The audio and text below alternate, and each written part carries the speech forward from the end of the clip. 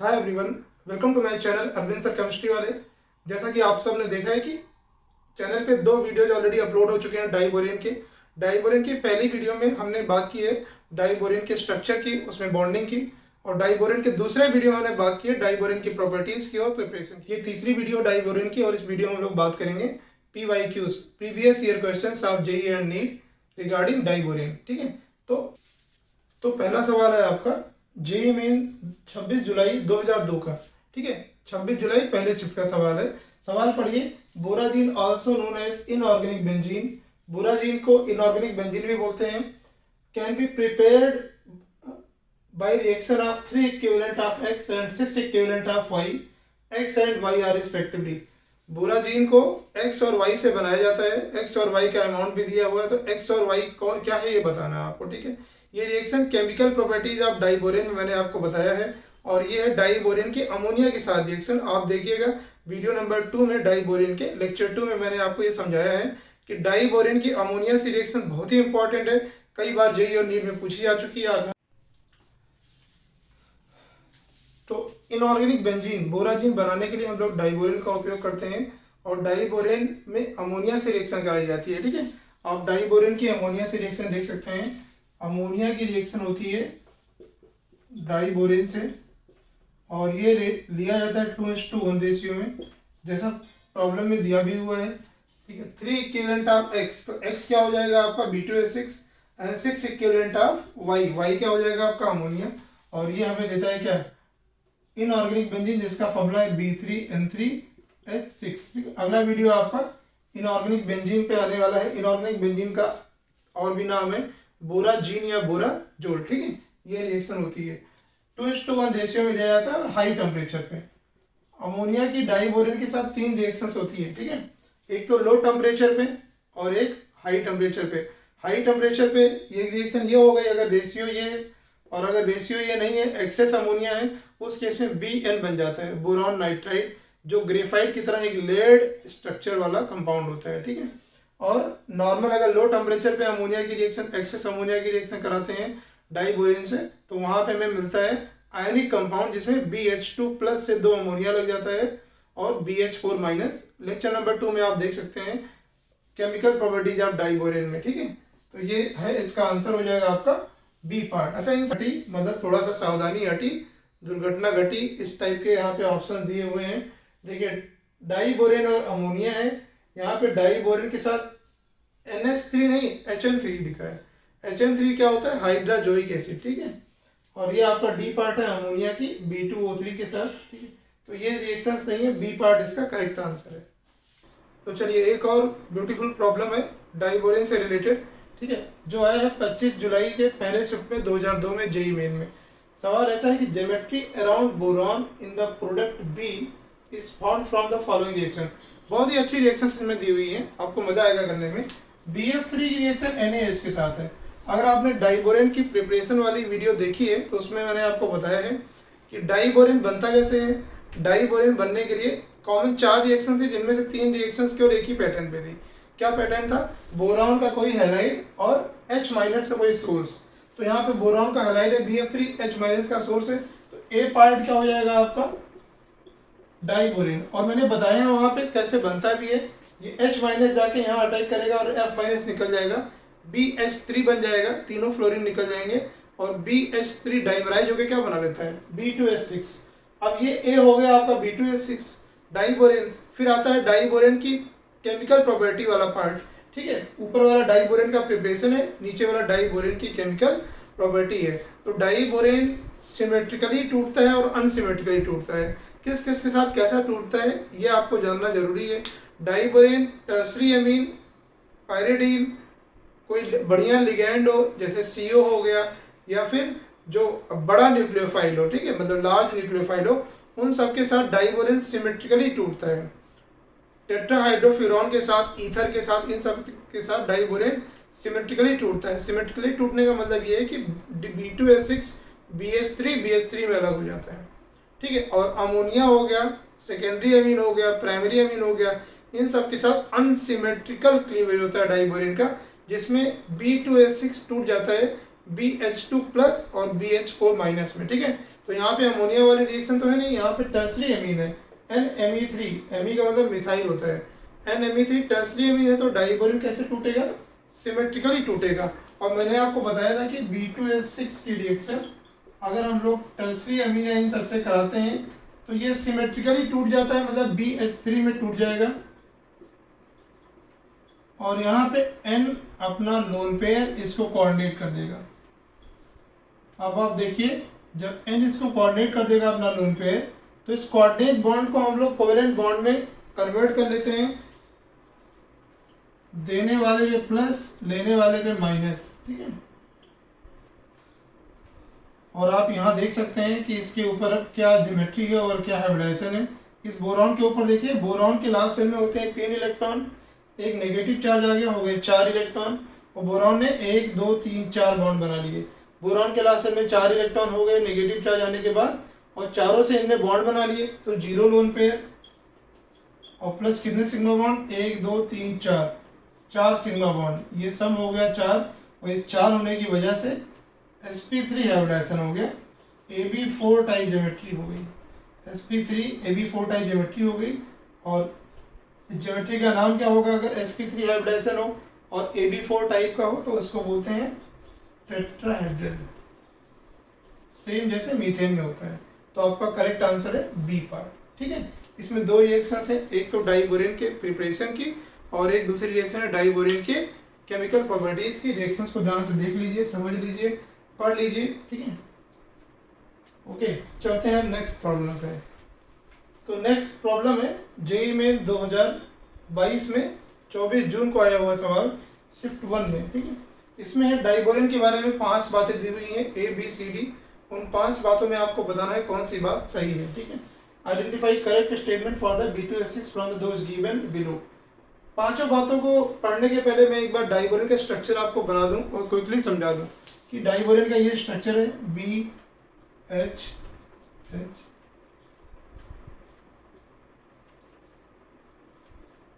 सारी बातें यहाँ पे फटाफट मैं लिख दे रहा हूँ। ये बॉन्ड प्लेन के अंदर है, ये बॉन्ड प्लेन के बाहर, ये प्लेन के अंदर, ये प्लेन के बाहर। अच्छा, ये दोनों अंदर बाहर हो सकते हैं और ये दोनों भी प्लेन में हो सकते हैं, ठीक है। मतलब इन दोनों में से और इन दोनों में से 2 किसी प्लेन में होंगे और एक प्लेन के अंदर होगा, एक प्लेन के बाहर होगा। अच्छा, ये एंगल 97 डिग्री है, ये एंगल 120 डिग्री है।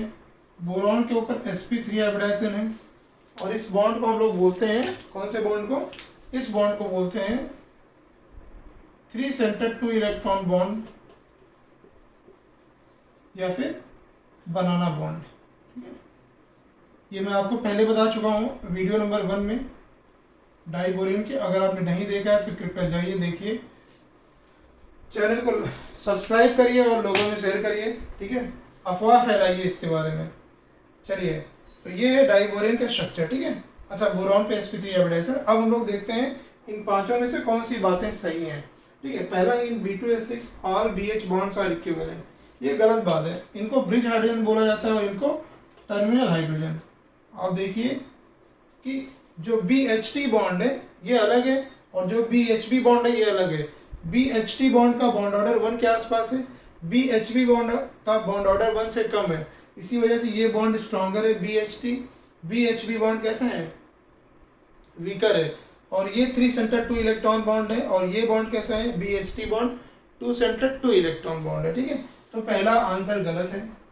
In B2S6 there are 4 3 centre 2 electron bond, ठीक है। बहुत बच्चे ये गलती करते हैं, इन बॉन्ड्स को 1 2 3 4 काउंट करते हैं और बोलते हैं कि B2S6 डाइबोरेन में 4 3 सेंटर 2 इलेक्ट्रॉन बॉन्ड है। ये गलत बात है बेटा। इस पूरे को कलेक्टिवली 3 सेंटर 2 इलेक्ट्रॉन बॉन्ड बोला जाता है। 1 2 3 सेंटर है और इसके पास जो 2 इलेक्ट्रॉन है, यही 2 इलेक्ट्रॉन कभी यहाँ कभी यहाँ कभी यहाँ कभी यहाँ जा रहे हैं, ठीक है। तो 1 2 तीनों सेंटर और 2 इलेक्ट्रॉन, इस तीनों ये एक साथ में है, पूरा बनाना बॉन्ड बोला जाता है 3 सेंटर 2 इलेक्ट्रॉन बॉन्ड। और आप देखिए यहाँ पे कितने बनाना बने हुए हैं, 2 ना।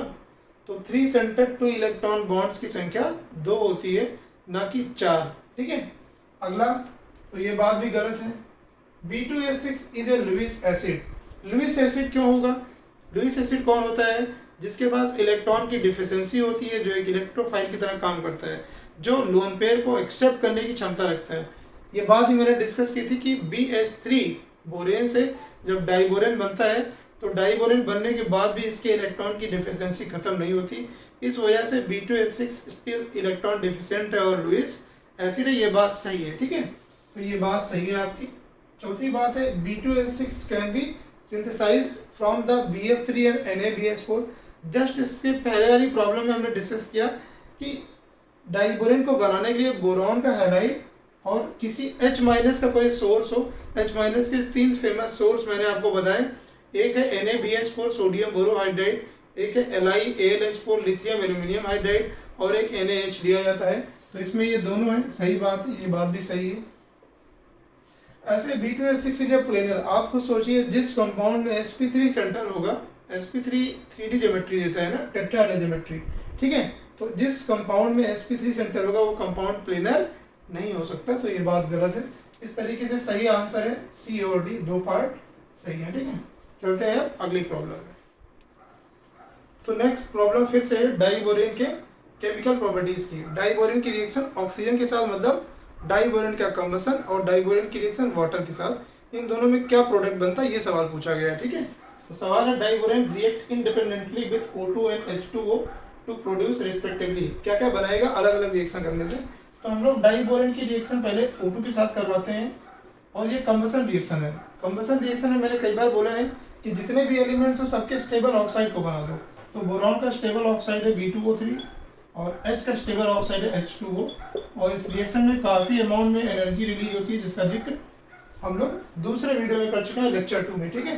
तो ऑक्सीजन से रिएक्शन करने पे B2O3 बन रहा है और B2H6 की वाटर से रिएक्शन। डाइबोरेन का हाइड्रोलिसिस बहुत आसानी से हो जाता है, क्यों, क्या रीजन है, क्योंकि डाइबोरेन इलेक्ट्रॉन डिफिशिएंट है और ऑक्सीजन का O वाला सेंटर इलेक्ट्रॉन रिच है, तुरंत वो अपना लोन पे बोरॉन को दे देगा, ठीक है। और इस तरीके से डाइबोरेन की हाइड्रोलिसिस आसानी से हो जाती है। और हाइड्रोलिसिस में अगर किसी बॉन्ड का हाइड्रोलिसिस होता है तो उसके एक पार्ट को OH मिलता है, दूसरे को H, तो जो इलेक्ट्रॉन डिफिशिएंट सेंटर होता है उसको OH मिलता है। तो बोरॉन इलेक्ट्रॉन डिफिशिएंट सेंटर है डाइबोरेन में, तो बोरॉन को OH मिलेगा और बोरॉन को 3 OH मिलेगा, तो बोरिक एसिड बन जाएगा। इसको इस तरीके से भी लिखा जा सकता है, या फिर इसको H3BO3 करके भी लिखते हैं और फिर H2 बन जाता है, ठीक है। तो आपका दूसरा आंसर हो गया बोरिक एसिड, पहला आंसर है B2O3। अच्छा, देखो इसमें ऑप्शंस कैसे दिए होते हैं ना, अगर आप थोड़ा सा भी आपका चूक हुआ तो आपसे गलत हो जाएगा, मतलब थोड़ी सी सावधानी हटी दुर्घटना घटी तुरंत। आप देखिए ए वाला पार्ट दिया है B2O3 H3BO3 और सी वाले पार्ट में दिया है H3BO3 और B2O3, मतलब बिल्कुल उल्टा, ठीक है। थोड़ा सा भी अगर आप चूक किए तो आपसे सवाल गलत हो जाएगा। इसका correct answer A part B2O3 and H3BO3। तो अब चलते हैं नेक्स्ट प्रॉब्लम पे, क्वेश्चन नंबर 5। अगला सवाल है जेईई मेन में 2005 में आया हुआ सवाल है 10th जैन को, और यही सेम सवाल 2019 में भी आया हुआ है जेईई मेन में, ठीक। ये सवाल है डाइबोरेन के स्ट्रक्चर से, मतलब लेक्चर नंबर 1 से। The number of 2 centre 2 electron bond and 3 centre 2 electron bond in diborane respectively, ठीक है। तो डाइबोरेन का स्ट्रक्चर हम लोग पहले देख लेते हैं। अगर आपको आंसर आता है तो पहले आप आंसर कर दीजिए, ठीक है। और इनमें से बताइए आपको कितने सारे सवालों का जवाब पहले से पता था, मतलब वीडियो देखने के बाद, या ये भी बताइए कि वीडियो देखने के बाद भी आपसे कौन कौन से सवाल नहीं हो पा रहे हैं, ठीक है। चलिए, तो ये है डाइबोरेन का स्ट्रक्चर। ये बॉन्ड है आपका बनाना बॉन्ड जो है 3 सेंटर 2 इलेक्ट्रॉन बॉन्ड, और ये बॉन्ड है आपका बनाना बॉन्ड जो कि है, और बाकी ये और ये 4 बॉन्ड कैसे हैं, 2 सेंटर 2 इलेक्ट्रॉन बॉन्ड। तो 2 सेंटर 2 इलेक्ट्रॉन बॉन्ड की संख्या है 4 और 3 सेंटर 2 इलेक्ट्रॉन बॉन्ड की संख्या है 2। कूद के बताइए आप, ठीक है, कूद के बताइए, चाहे थोड़ा सा मतलब बैठ के बताइए। लेकिन देखिए आप 3 सेंटर 2 इलेक्ट्रॉन बॉन्ड की संख्या है 2 और 2 सेंटर 2 इलेक्ट्रॉन बॉन्ड की संख्या है 4। 2 सेंटर 2 इलेक्ट्रॉन बॉन्ड क्या होता है, नॉर्मल कोवेलेंट बॉन्ड होता है। जैसे ए और बी के बीच में अगर बॉन्ड बनता है तो एक इलेक्ट्रॉन ए का और एक इलेक्ट्रॉन बी का, तो यहाँ पे 2 इलेक्ट्रॉन है और 2 सेंटर है, मतलब 2 न्यूक्लियस है जो इनसे जुड़े हुए हैं। इसलिए ऐसे बॉन्ड को हम लोग बोलते हैं 2 सेंटर 2 इलेक्ट्रॉन बॉन्ड। और ये जो बनाना बॉन्ड बना हुआ ब्रिज बॉन्ड, इसको बोलते हैं 3 सेंटर 2 इलेक्ट्रॉन बॉन्ड। क्यों? क्योंकि इसमें एक्चुअल में H के पास 2 इलेक्ट्रॉन तो है नहीं कि वो 2 बॉन्ड बनाएगा, ये यही 2 इलेक्ट्रॉन है इस बॉन्ड वाले, इन्हीं 2 इलेक्ट्रॉन्स को H कभी यहाँ कभी यहाँ कभी यहाँ कभी यहाँ ले जा रहा है, तो यही 2 इलेक्ट्रॉन है और इसके साथ 1 2 3 सेंटर जुड़े हुए हैं, इस वजह से इसको कलेक्टिवली बोलते हैं हम लोग 3 centre 2 electron bond. I hope आपको समझ में आ गया होगा। अब चलते हैं हम लोग नीट के PYQs पे। तो ये नीट 2022 में आया हुआ सवाल डाइबोरिन के स्ट्रक्चर से है, ठीक है। सवाल इस तरीके से है, which of the following statement is not correct about diborane, ठीक है। तो आप बताइए, डाइबोरिन के स्ट्रक्चर पहले ड्रॉ कर लेते हैं। BHB,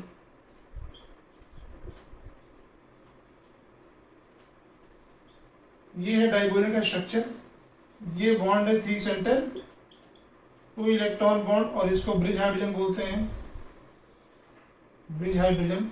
ये टर्मिनल हाइड्रोजन है और ये है आपका BHT बॉन्ड है 2 सेंटर 2 इलेक्ट्रॉन बॉन्ड। ये दोनों प्लेन के अंदर और ये प्लेन के बाहर है।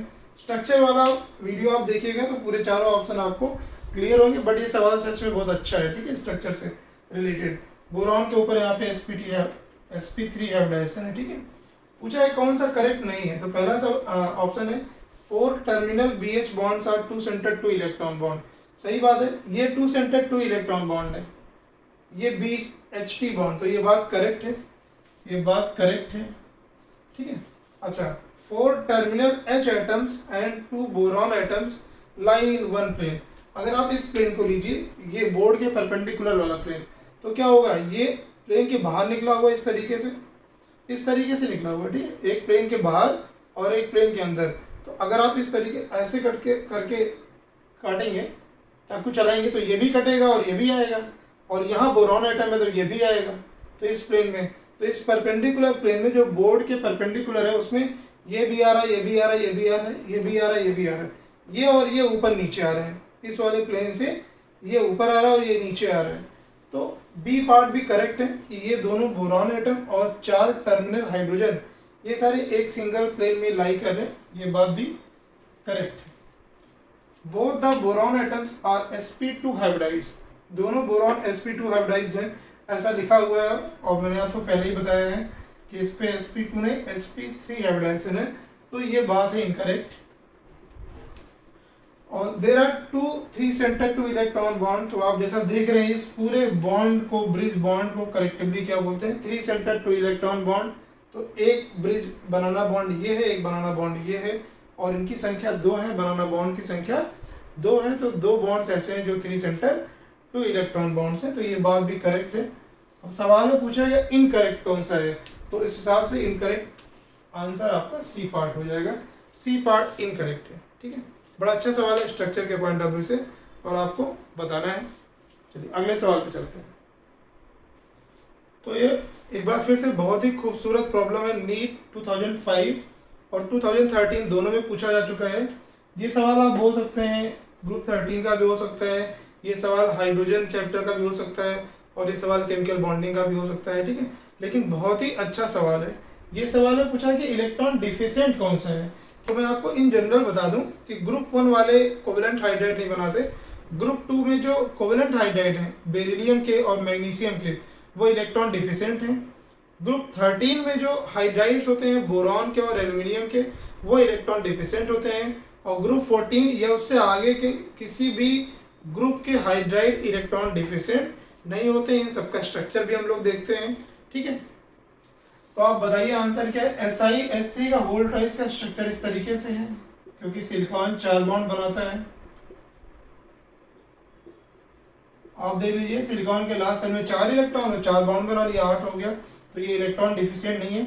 लेकिन BH3 वोल्टाइज का स्ट्रक्चर इस तरीके से नहीं बनता है, ये इस तरीके से, ये एक्चुअल में डाइबोरेन है, और डाइबोरेन इलेक्ट्रॉन डिफिशिएंट है, जैसा ऑलरेडी डिस्कस किया जा चुका है। ये कैसा है आपका इलेक्ट्रॉन डिफिशिएंट है, क्योंकि यहाँ पे एक ब्रिज बॉन्ड है, 3 सेंटर 2 इलेक्ट्रॉन बॉन्ड है, ठीक है। ऐसे PH3 में तो फास्फोरस के लास्ट सेल में 5 इलेक्ट्रॉन होते हैं, 3 से बॉन्ड बना लिया और एक लोन पेयर बच गया, तो 5 और 3 8 इलेक्ट्रॉन हो गए इसके पास, मतलब एक लोन पेयर और 3 बॉन्ड पेयर, टोटल 4 पेयर हो गए, ठीक है। इस तरीके से CH3 होल ट्वाइस है, ये होल ट्वाइस, ये एक्चुअल में इथेन है और इथेन इस तरीके से बनता है। तो ये सब तो इलेक्ट्रॉन डिफिशिएंट हाइड्राइड बनाते ही नहीं है।